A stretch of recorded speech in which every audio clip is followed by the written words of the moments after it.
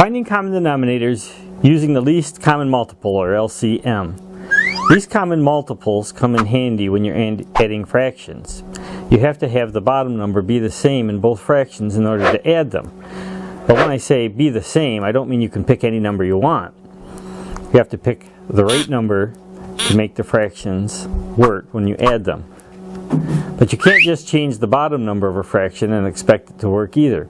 That changes the value of the fraction. So you have to change the top number and the bottom number of a fraction. And if you pick the right number on the bottom and do the multiplication correctly for the top number, you can add the fractions. So let's see how we find the right bottom number for the fractions.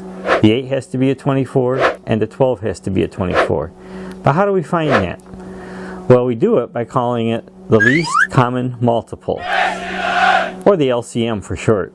And we take both of our numbers, the 8 and the 12, and we create a prime factor tree underneath each number. After we do that, what we have at the bottom is a list of prime numbers. Now we're going to look through our prime numbers and identify all the different numbers that we see. And in this case, we see 2's and we see a 3.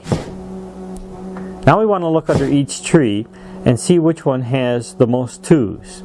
So we look under the 8 and we see 3 2's, and we look under the 12 and we see 2 2's. So let's use the 3 2's because that's the most under one tree.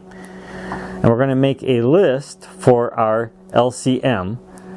And we're going to use the 3 2's that we found under the 8, 2 times 2 times 2, and now we're going to look for 3's.